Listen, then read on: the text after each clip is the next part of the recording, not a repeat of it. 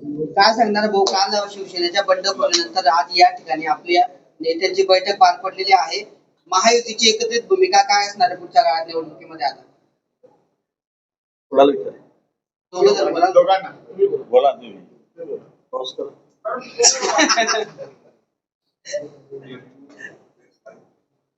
कालच शिवसेनेचे उमेदवार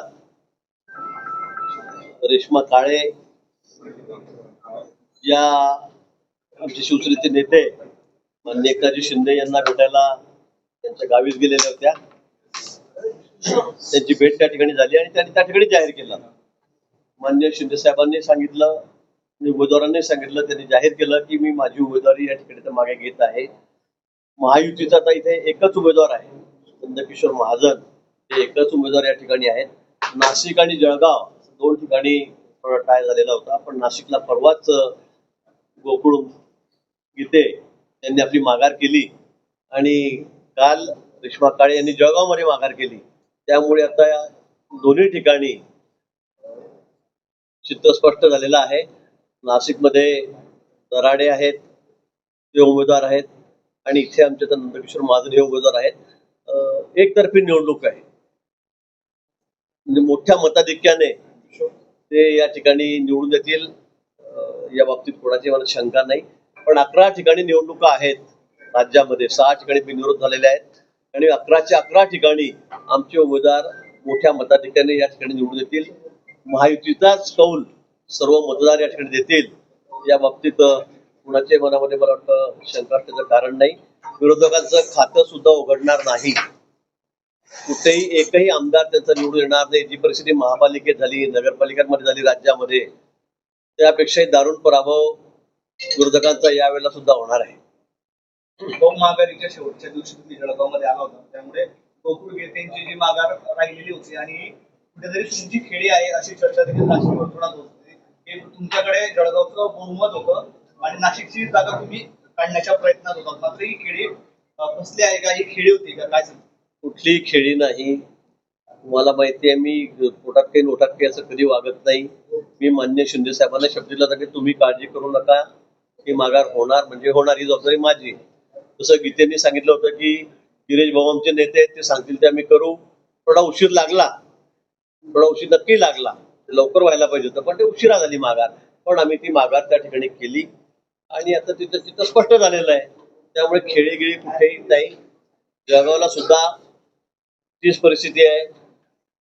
नाशिकला विड्रॉल झाल्यानंतर इथे सुद्धा त्या दिवशी जाहीर झालं. माझ्यासोबत उदय सामंत जे होते, दादा भुसे होते नाशिकला, तिथेच आम्ही जाहीर केलं की जळगावची माघार उद्या होईल म्हणून, आणि ती माघार कालच त्या ठिकाणी झालेली. माघार घेतलेली असली तरी नाराजी मात्र आजही त्यांनी आहे मला. त्याच्यानंतर आमदारकी गमवावं लागल्याचं कोणालाही असतं. तिकीट नाकारल्यानंतर किंवा उमेदवारी मागे घेतल्यानंतर प्रत्येकाला वाटतं, साहजिक आहे ते असतं. पण त्यांनी महायुतीसाठी माननीय मुख्यमंत्री महोदय माननीय शिंदे साहेबांच्या म्हणण्याला त्यांनी मान दिलेला आहे. आम्ही त्यांची मनधरणी केली आणि खरं आहे तिथे परिस्थिती त्यांना अनुकूल होती तरी सुद्धा त्यांनी माघार घेतलेली आहे.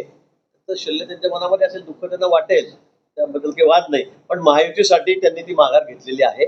आता तिथलं चित्र स्पष्ट झालेलं आहे. तिथे आमच्याकडे एकच उमेदवार आहेत नाशिकमध्ये, ते म्हणजे नरेंद्र दराडे. त्यांना सगळे 100% मतं त्यांना मिळतील. खूप दराडेंना त्यांनी पाठिंबा मात्र दिला नाही, माघार घेतली, प्रचार थांबवायचं म्हटलं, पण दराडेंना पाठिंबा सगळ्या यंत्रणामध्ये कालही बैठक झाली. मी काल संध्याकाळी त्या बैठकीला जाणार होतो. सगळे आमदार त्या ठिकाणी होते, मी घेऊन जाऊ शकलो नाही. पण स्वतः गणेश गीते वगैरे त्या ठिकाणी होते, तेच मार्गदर्शन करत होते. त्यामुळे आता ते सगळे कामाला लागलेले आहेत. आता काय पाठिंबा दिला नाही, म्हटलं नाही, या गोष्टीला कुठे अर्थ नाहीये, नक्की तथ्य नाहीये. स्वतः ते कालच्या बैठकीमध्ये त्या ठिकाणी संध्याकाळी रात्री हजर होते. त्यामुळे आता तसा कुठलाही नाराजीचा विषय राहिलेला नाही. रेश्मा काळे स्वतः या ठिकाणी हजर राहून या ठिकाणी आपली भूमिका स्पष्ट करणार होत्या. रेश्मा काळे स्वतः उपस्थित राहून भूमिका स्पष्ट करणार होत्या, मात्र त्या या ठिकाणी आज उपस्थित दिसत नाहीये. त्या आपल्याला कल्पना आहे, आपण कालच रात्री दाखवलंय की त्या माननीय शिंदे साहेब त्यांच्या गावी आहेत सातारा जिल्ह्यामध्ये, त्या ठिकाणी त्यांना भेटायला गेलेल्या होत्या आणि तिथूनच त्यांनी आणि माननीय शिंदे साहेबांनी जाहीर केलं की यांची माघार आहे. स्वतः उमेदवारांनी सांगितलं की मी माघार घेत आहे शिंदे साहेबांनी सांगितल्यामुळे. आता काय ते इथे आता प्रवासामध्ये असल्यामुळे ते पोहोचू शकत नाही अजून. त्यामुळे काही त्यात काही गैरसमज करून घेण्याचा काही विषयच नाहीये की त्या का आल्या नाही इथे. त्यांनी स्वतः सांगितलेलं आहे. आपण आपल्या चॅनल सगळ्यांना दाखवलं की त्यांनी जाहीर माघार घेतलेली आहे. राष्ट्रवादीचे कोणी आलेले नाही राष्ट्रवादी आज बैठक शिवसेना सगळे आमदार त्याचे जिल्हाध्यक्ष आणि आमची या ठिकाणी आहे. राष्ट्रवादीची बैठक आपण त्यांच्या कार्यालयामध्ये जो तुम्ही होता त्या दिवशी सगळेच त्या दिवशी पदाधिकारी हजर होते ती झालेली आहे. आणि उद्या आम्ही सगळेजण या ठिकाणी मोठा मेळावा तुमचे अध्यक्ष रवींद्र चव्हाण त्या ठिकाणी येत आहेत, गुलाब भाऊ त्या ठिकाणी आहेत, मी आहे, सावकर असतील मंत्री आणि सगळे आमचे आमदार खासदार आम्ही सगळे त्या ठिकाणी आहोत. त्यामुळे मला असं वाटतं की हा काही तर विषय राहिले नाही, हे नाही ते नाही. कारण आजची जी मिटिंग आहे ती फक्त यांच्या उमेदवाराची माघारी घ्यायची होती त्या संदर्भात होती. आणि म्हणून सुश्रुती नेते या ठिकाणी आलेले आहेत. 100% कोण या ठिकाणी आहे. नाशिकांनी जळगावच्या बंडखोरीचा जर विचार केला तर महायुतीमध्ये सर्व काही आलेलं आहे हे जे सांगितलं जातं त्याला कुठेतरी तडा गेलेला आहे आणि अंतर्गत जो वाद होता किंवा हक्कत होती ती वाटेवर आली आहे. तर मला वाटतं कुठे अंतर्गत कुठे काही आहे का. प्रत्येकाला वाटतं, सगळ्यांना वाटत होतं की आम्हाला इथे जातं 17 ठिकाणी वाटत होतं की सगळ्या जागा आम्हाला मिळाव्या. शिंदे साहेब म्हणत होते की आम्हाला 7-8 जागा पाहिजेत. राष्ट्रवादी काँग्रेस म्हणत होती 5 जागा आम्हाला पाहिजे. शेवटी वाटाघाटी झाल्या, समन्वयाने झाल्या. 4 जागा मान्य शिंदे साहेबांना मिळाल्यात, 2 जागा राष्ट्रवादीला मिळाल्यात आणि 11 जागा आम्ही लढलो. आता कुठे वाद राहिला. 2 ठिकाणी थोडं असं झालं की त्या ठिकाणी ते फॉर्म मागे घेतले गेले नाही वेळेवर, नॉट रिचेबल झाले उमेदवार, त्यामध्ये राहून गेले होते. आता त्यांनी जाहीर माघार घेतलेली आहे. आता तुम्हाला कुठे त्याच्यामध्ये काही मनोमनी दिसतंय का आमच्यात वाद दिसतंय असं कुठे नाहीये. नाशिकमध्ये जे आहे सगळं प्रेमाने चाललंय. तुम्हाला काही दुसरं काय, तुम्हाला काही शंका आहे का. सगळं प्रेमातच चाललेलं आहे ना. पण साताऱ्यामध्ये शंभूराज देसाईंची नाराजी काय माहिती आज बोलले की येऊ नको तर कुठल्या गाडीत बसू अशी त्यांनी व्यक्त केली आहे. साताऱ्यामध्ये शंभूराज देसाईंची नाराजी कायम बसल्याचे पाहायला मिळत आहे. ते आज बोलले की मी येऊ नको सोबत तर मग कुठल्या गाडीत बसू असं शिंदेजवळ त्यांनी आपली भूमिका स्पष्ट केलेली आहे. येऊ नको सोबत कुठ्याकडे तुम्हाला समजलं. मी येऊ नको तर कुठल्या गाडीत सोबत बसू, तुमच्या सोबत येऊ नको तर कुठल्या गाडीत बसू असं शंभूराज देसाई तिथल्या विधान परिषद निवडणुकीवरून बोललेले आहेत. मला काय ते म्हणले किंवा काय मला काही कल्पना नाही होत. मी येऊ नको तुमच्या गाडीत म्हणजे मला अर्थच कळत नाही. त्यामुळे मला तिथलं काही माहित नाही. पण शंभूराजेंचा विषय 2-3 वेळा चर्चेत आला. मी त्या समन्वय समितीत मी आणि बावनकुळे साहेब आहे 6 लोकांच्या तिथे पण त्यांनी पण स्वतः शंभूराजे तिथे होते, त्यांच्या घरीच बैठक झालेली होती. मला वाटतं हा विषय आता संपलेला आहे. सीएम साहेब स्वतः बोललेले, शिंदे साहेब स्वतः बोललेले त्या संदर्भामध्ये आणि त्यांना जे जे म्हणणं होतं ते ऐकून घेऊन त्याच्यावर कारवाई सुद्धा झालेली आहे त्यांच्या मतदारसंघ जिल्ह्यामध्ये. मला वाटतं तो विषय संपलेला आहे. आज संजय राऊतांनी एक वक्तव्य केले या ठिकाणी की अर्थ खातं जे आहे महाराष्ट्राचं ते देवेंद्र फडणवीस यांच्याकडेच ठेवण्यामध्ये शहाणपण आहे. त्यांच्या व्यतिरिक्त अर्थ खातं सांभाळणं एवढा दुसरा सक्षम नेता कोणी नाही असं वक्तव्य त्यांनी केलेलं आहे. त्यावरून राष्ट्रवादीने नाराजी व्यक्त केली आहे. मला वाटतं की राऊतांनी त्यांचा पक्ष बघावं, त्यांच्या पक्षात काही बोंब पडत नाही आणि ते राष्ट्रवादीने काँग्रेसमध्ये जावं का, इकडे अर्थ खातं कोणी सांभाळावं, या पक्षाचं कोणी काय करावं. मला तर कशाला बेगाने शादी में अब्दुल्ला दिवाना उड्या मारत फिरायचे आपण. लग्न कोणाचं, बँड कोणाचं आणि लगेच आपण नाचायला लागायचं तिकडे जाऊन. त्यांना कोणी विचारलंय ते कोण ठरवणार आहे कोणतं खातं कोणाकडे ठेवायचं म्हणून आणि सल्ला देणार आहे आम्हाला. गरज नाही, आवश्यकता नाही. त्याच्यामुळे तुमच्या घरच्या लग्नातच तुम्ही नाचा तुमच्या बँडमध्ये, आमच्या बँडमध्ये नाचू नका. आज संजय राऊतांनी एक वक्तव्य केले या ठिकाणी की अर्थ खातं जे आहे महाराष्ट्राचं ते देवेंद्र फडणवीस यांच्याकडेच ठेवण्यामध्ये शहाणपण आहे. त्यांच्या व्यतिरिक्त अर्थ खातं सांभाळणं एवढा दुसरा सक्षम नेता कोणी नाही असं वक्तव्य त्यांनी केलेलं आहे. त्यावरून राष्ट्रवादीने नाराजी व्यक्त केली आहे. मला वाटतं की राऊतांनी त्यांचा पक्ष बघावं, त्यांच्या पक्षात काही बोंब पडत नाही आणि ते राष्ट्रवादीने काँग्रेसमध्ये जावं का, इकडे अर्थ खातं कोणी सांभाळावं, या पक्षाचं कोणी काय करावं. मला तर कशाला बेगाने शादी में अब्दुल्ला दिवाना उड्या मारत फिरायचे आपण. लग्न कोणाचं, बँड कोणाचं आणि लगेच आपण नाचायला लागायचं तिकडे जाऊन. त्यांना कोणी विचारलंय ते कोण ठरवणार आहे कोणतं खातं कोणाकडे ठेवायचं म्हणून आणि सल्ला देणार आहे आम्हाला.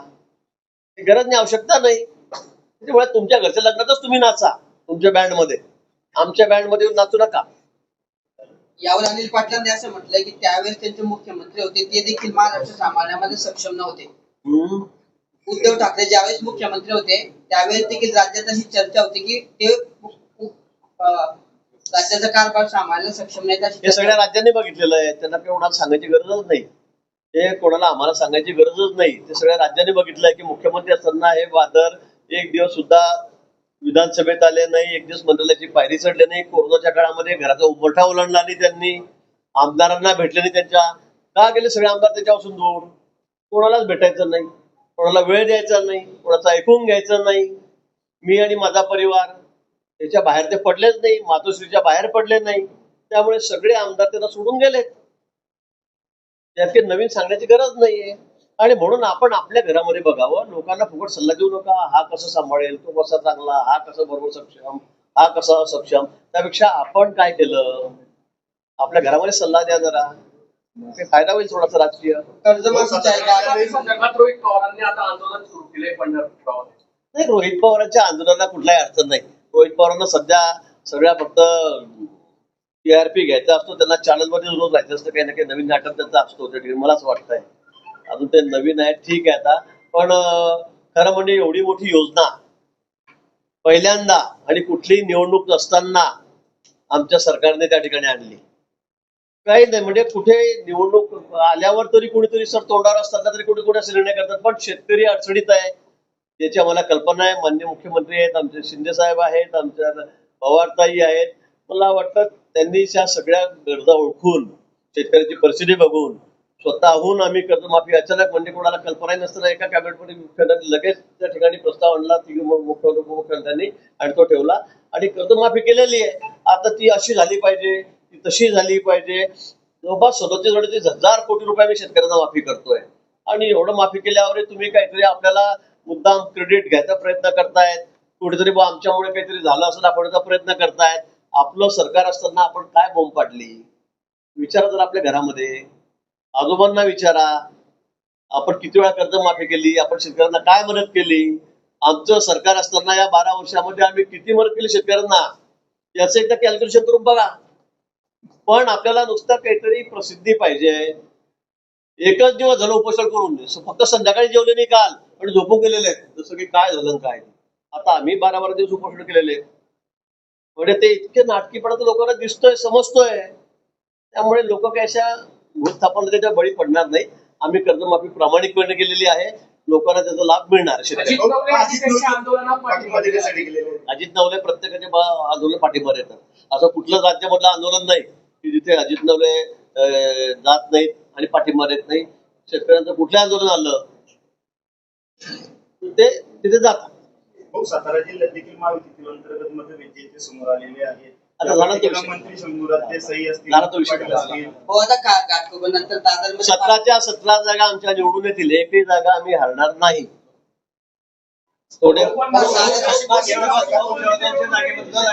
जळगावच्या जागेबद्दल आणि इच्छुक होते तुम्ही देखील केतकी पाटलांच्या नावासाठी आग्रही होते. पक्षाने निर्णय घेतलेला आहे. नंदकिशोर महाजन आमचे उमेदवार आहेत. प्रत्येक सगळे राहतात. आता समोर उमेदवारच राहिला नाही कोणी, तर कसा काय परिणाम होईल त्याचा. प्रतिस्पर्धीच कोणी राहिला नाही. तुम्ही बघितलं का कोणाला प्रचार करताना मत मागताना. आता जे मागत होत्या आमच्या काळेताई त्यांनी माघार घेतलेली आहे. आता कोणाला मत देतील, कोण देतील. आता जरा परवा मतदान आहे, समोरील सगळे आकडे. आता काय आपण दरामध्ये 70 रुपयांनी वाढ केलेली आहे आणि प्रति क्विंटल जे आहे ते 1650 रुपये भाव जे आहे. कांदा उत्पादक शेतकऱ्यांना मोठी राहत सरकारने त्या ठिकाणी दिलेली आहे. मला वाटतं आता मी स्वतः नाशिकला परवा येतो, जिल्हाधिकाऱ्याकडे मी बैठकही केली. मी परवा पियुष गोयल यांचं माझं बोलणं झालं. मी कांदा उत्पादक जे शेतकरी आहेत, मोठे व्यापारी आहेत, त्यांच्या काय अडचणी आहेत, त्यांच्या गरजा काय आहेत, कॉन्फरन्सवर घेऊन मी पियुषजी गोयल आणि त्यांचं बोलणं सुद्धा करून दिलेलं आहे. आणि आता तो भाव वाढलेला असल्यामुळे शेतकरी सगळे आनंदित आहेत, आनंदाने सुखावलेले आहेत.